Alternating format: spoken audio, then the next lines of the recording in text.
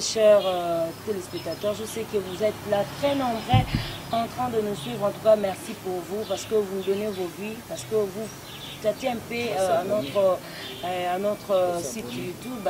Merci aussi à vous. Déjà, vous avez eu le plaisir d'adhérer dans notre association. Et je vous prie aussi, fidèles amis, de vous abonner encore de plus. Ça nous fera énormément bien. Il faut vraiment adhérer à notre site YouTube. Merci. Aujourd'hui, nous avons aussi un sujet très important à qui nous allons partager avec l'avocate de Jésus, Maman Tina. Quand vous me voyez, vous savez déjà que je parle de l'avocate de Jésus. Je parle de l'intérêt de Jésus, celle qui a eu ses pouvoirs, ses mandats de défendre Jésus-Christ. À qui je dis déjà, bonjour Maman Tina. Bonjour Maman Mireille. Je ne suis pas seule, je suis toujours accompagnée de Sabrina Yoko, à qui nous avons eu la charge de parler, de parler comme ça pour vous édifier aussi, vous ramener aussi à l'Éternel. Je signale que nous n'avons pas un stylo rouge pour corriger tous vos horaires. Nous n'avons pas aussi porté les toges pour vous juger, mais c'est juste, nous voulons que Tozala et Lokomoko, qu'on puisse être ensemble pour relever les défis. Avec l'avocate de Jésus, nous allons encore profiter de savoir plus. Maman Tina, veillez dans l'église. Il y a plein de veillées dans les églises. Partout, on organise des veillées, comme le 31 décembre déjà qui s'approche. Est-ce que la meilleure façon d'implorer la grâce de l'Éternel est seulement de passer la nuit dans de veillées dans les églises? Merci Maman Mireille. Ce que je dirais, faisons pas comme les pharisiens. Parce que les pharisiens, quand ils priaient, ils allaient au pointe de la montagne, criaient pour qu'on les entende. Il y a certaines choses qu'on doit faire devant le Christ, ça doit être secret. En fait, cette relation, c'est même pas entre toi et ton mari, parce que tu es marié avec 3 enfants. Cette relation, c'est même pas toi et tes enfants, Mireille. C'est toi et ton Dieu. Et les gens viennent en masse. Oh, on va veiller, c'est très bien. Mais ce qui est triste dans cette histoire, on devait veiller tous les jours, si on veut. Parce que veiller tous les jours, c'est toi quand tu es en communication avec ton Dieu. C'est pas veiller tous les jours, on reste dans une église, on commence à crier plus fort. On commence à chanter plus fort. Et on dort là-bas. C'est ça qui fait que Dieu va nous entendre. Je crois que dans l'émission passée, on avait vu comment Dieu peut nous écouter. Parce que quand on fait généralement les veillées des prières, on dit que Dieu va beaucoup nous entendre, va beaucoup nous exaucer nos prières, va beaucoup nous bénir. C'est ça l'objectif des veillées.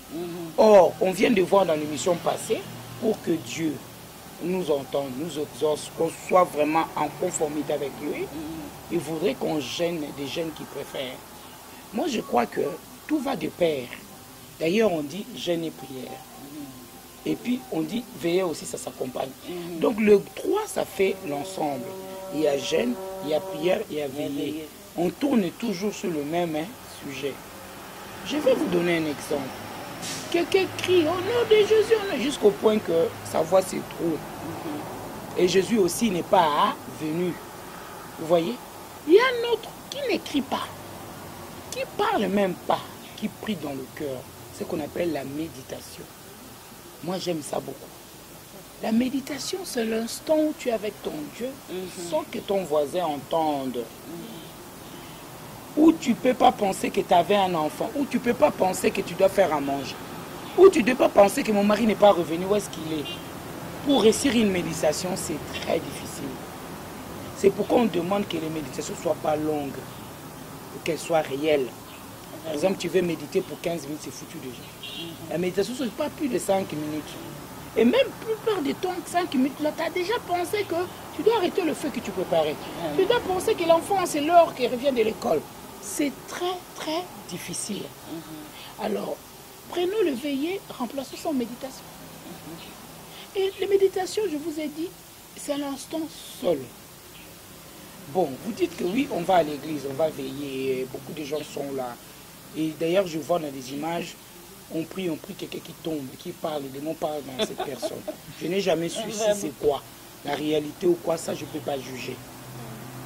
Et toi qui es dans tu es parti dans cet endroit-là, parce que si les démons a pu rentrer dans cet endroit-là, parce que les démons est dedans, non? Les pasteurs est là aussi, non? Toi, la sœur, tu es là aussi, non?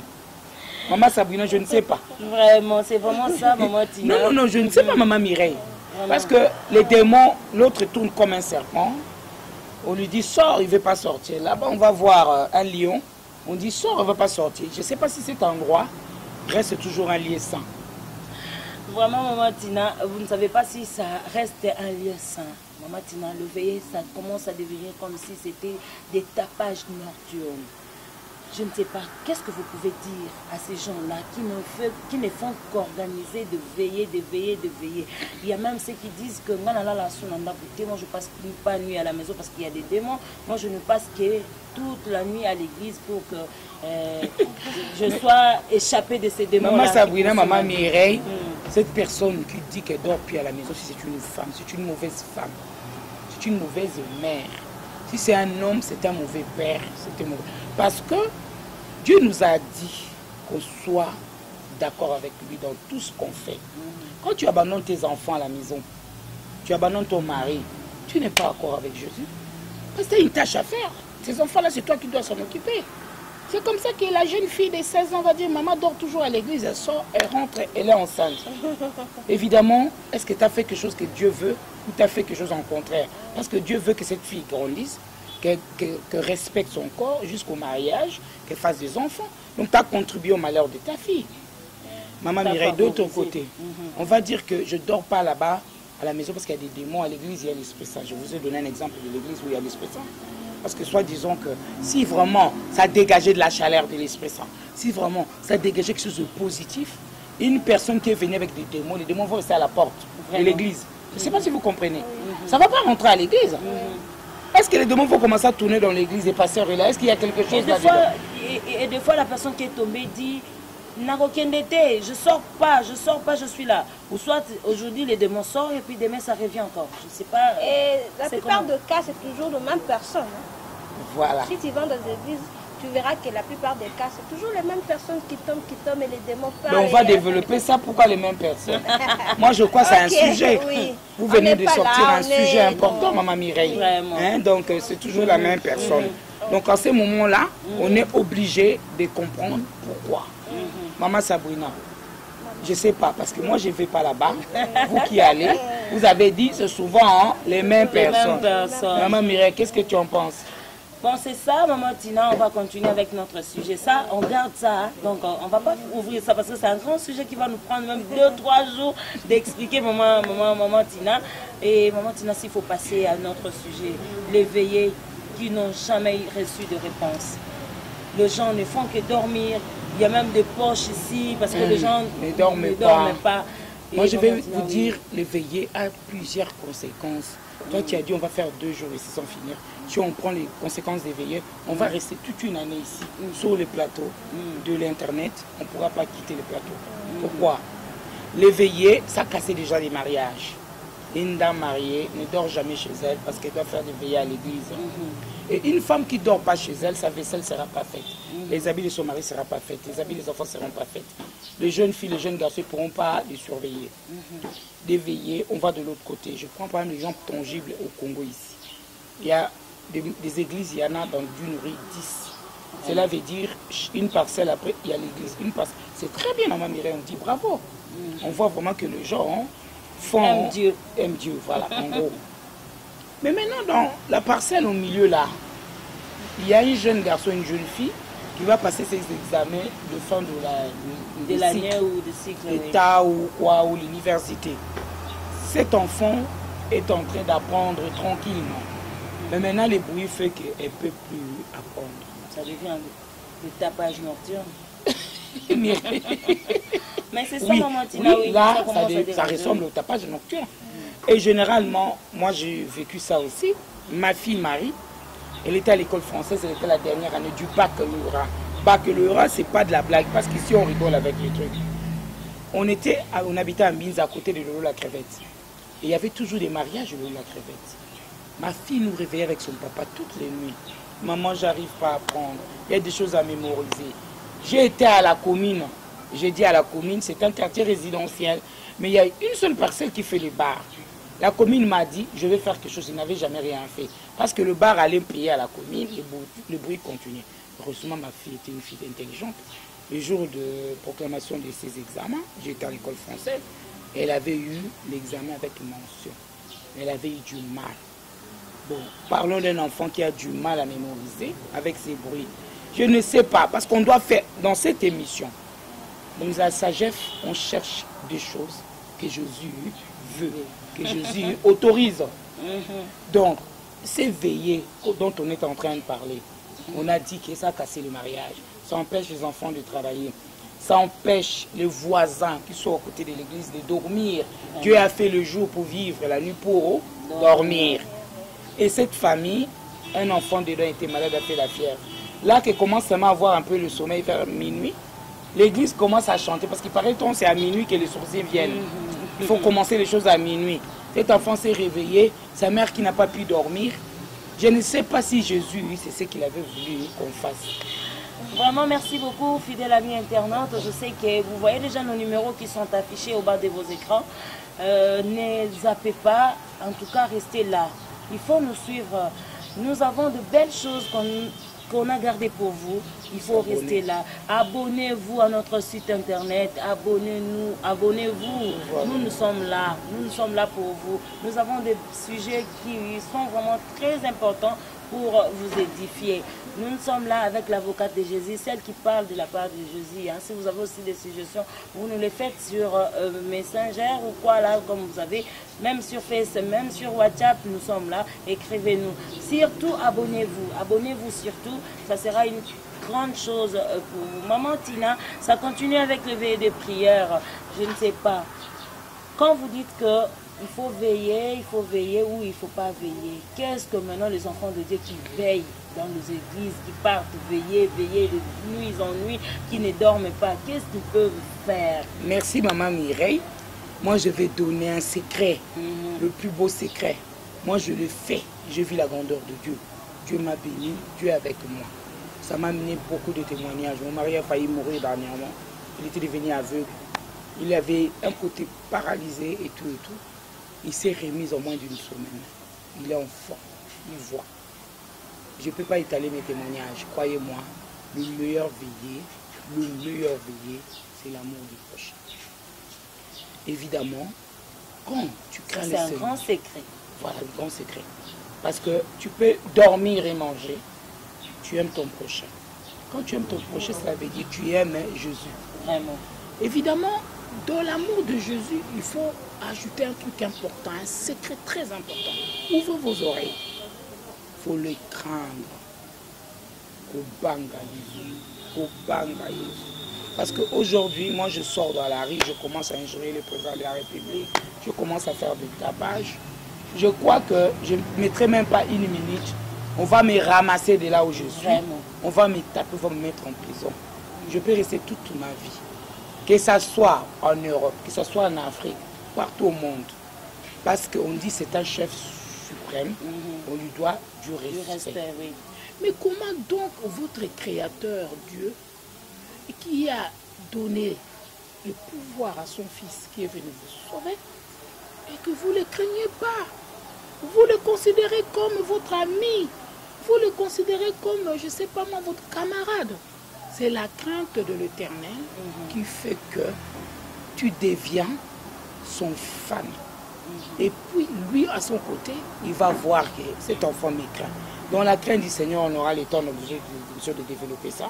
Parce que c'est un sujet tabou énorme. C'est pourquoi je vous dis de vous abonner, vous aurez toujours des conseils, des nouvelles. Quand on craint le Seigneur, cela veut dire qu'on l'aime. Parce que si on respecte quelqu'un, on l'aime. Et après, quand on aime le Seigneur, ça ne suffit pas. On a déjà développé dans d'autres émissions. Donc on est arrivé au milieu du chemin. Il faut arriver jusqu'au bout du chemin. C'est l'amour du prochain. Et quand tu remplis ça, tu peux manger, finir des casseroles de nourriture.